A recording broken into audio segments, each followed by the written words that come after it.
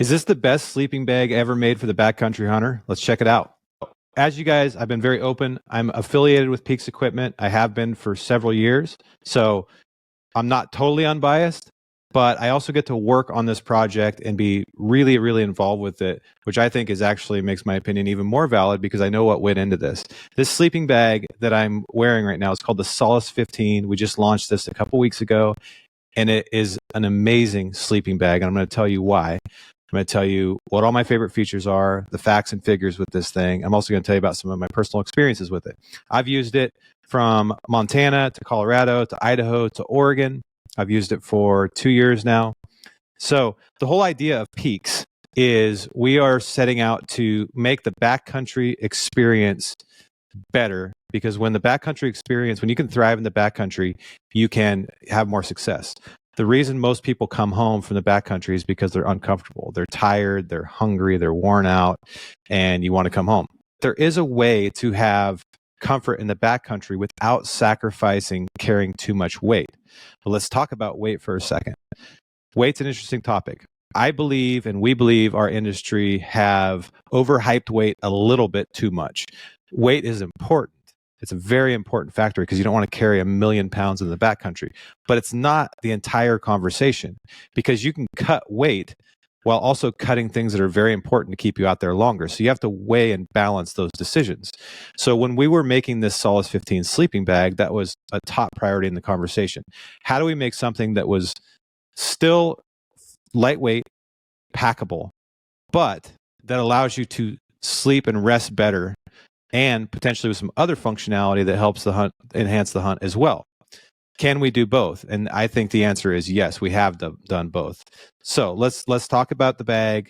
I'm sure you guys have heard about it, but if you hadn't, it's called the Solace 15. And it's available at peaksequipment.com, gohunt.com. Okay.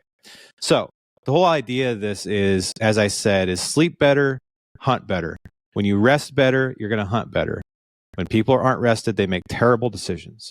We've all woke up sleep deprived, and you're not sharp. You're not making great decisions. And when you're hunting, especially if you're hunting, if you're in the backcountry for these animals that are extremely hard to find in the first place, you have to make great decisions.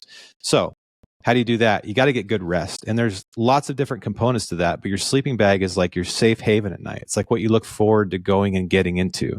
You look forward to going in there, if you're late season, building a fire in your little stove, having your dinner. You're going to spend sometimes 12, 14 hours in this thing if it's in those later seasons where it's dark forever. So why not make it an experience as opposed to just something that you crawl in and out of, that's simply designed to be the lightest thing out there without any other thought going into it? So the Solace 15, we decided we can do both. This bag comes in at 2.5 pounds, the 850 fill, hydrophobic down, using the outer fabric is a Toray fabric called Airtastic. It's windproof, water resistant, and durable. So we started there, but that's just part of the story. Obviously, we talked about and played with what features could we add to the bag to, again, not just make it something you crawl in and out of. So I'm going to go through my favorite features of this bag and kind of why I like them. So we're going to start with the arms-free port. Now, the arms-free port is not necessarily a new idea. It's been around in various companies in the outdoor world and even in the hunting world. However, we wanted to do it in a way that was a little bit more functional and with a little higher comfort without losing heat. So our designers designed these baffles that when you bring your arm in, and if you're watching the video, you can see this, the baffle automatically closes and there's very little to no heat loss. You also don't have to contend with a zipper rubbing on your armpit, which I think is pretty cool because I think that's pretty uncomfortable personally.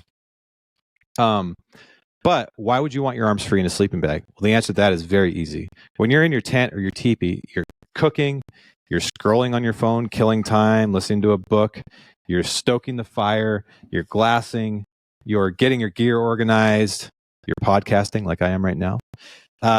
But you're doing all kinds of things. You want your arms free, and you don't want to unzip your sleeping bag every time you're doing that. But you also, if you want, and the conditions are right, you can get out of your teepee or your tent and glass and even shoot, whatever you need to do. You can use your sleeping bag as an additional part of your entire clothing system, which we can talk about. But for the most part, it's so your arms are free to do all the things that you're doing in the tent or the teepee. So the arms free port is really cool. You're not losing a lot of heat. It's not uncomfortable. And you can actually keep your arms functional, which is pretty cool. We also decided to go with the center zip because it just seems more, especially to me, I prefer center zip. I've been using a center zip for almost 10 years. It's right here, goes right down the center. I don't got to roll over my side and do it, like try to find my zipper and it's under my leg. It's right here. It's very easy to get to. It's much more functional in my opinion. The next feature I want to show you guys, I can't show you on the video, but I'll do some B-roll and show it to you, but is this stretch zone that we put down towards 3/4 of the way down the bag. And the reason we did that is because a lot of bags are, again, to minimize weight, they narrow it down so much at the bottom that it's very uncomfortable for your legs and your hips and your knees.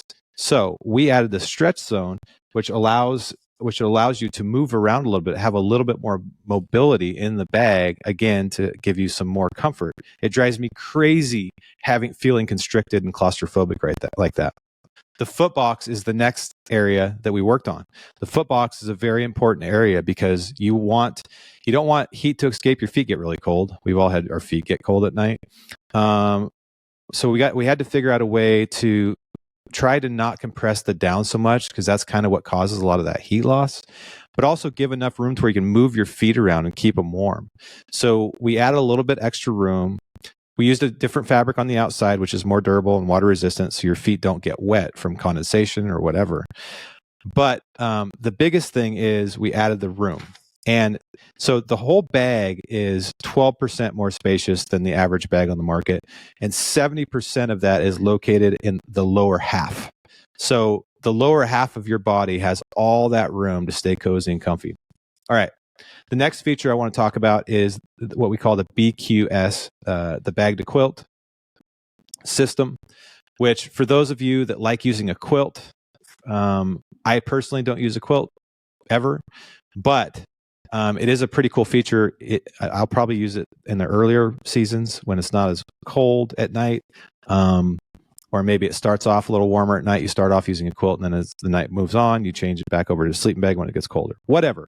But if you like using a quilt, all you got to do with the sleeping bag is stow away the hood, unzip it, flip it around, and you got yourself a quilt. So instead of having to own a quilt and a sleeping bag, you can kind of get both done with this, which is pretty cool.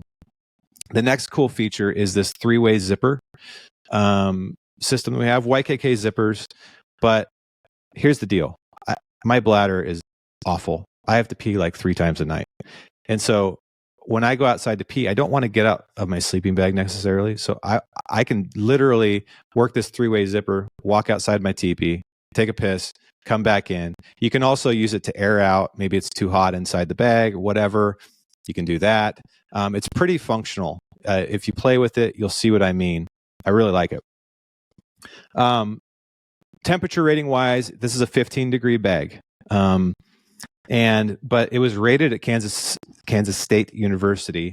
It's down to 13 degrees as lower limit. What I do is I carry this all seasons, 15-degree bags all season, because I carry a puffy jacket and pant that I can use if it gets colder. But I will say this sleeps pretty warm. So if you're a warm sleeper, you're going to be good. Everybody's different. There's no magic answer to how low this will go. So, but what I do is if it gets in those colder temperatures, I'll just wear my puffy jacket and or my pants, and I can take it way lower than 15 degrees.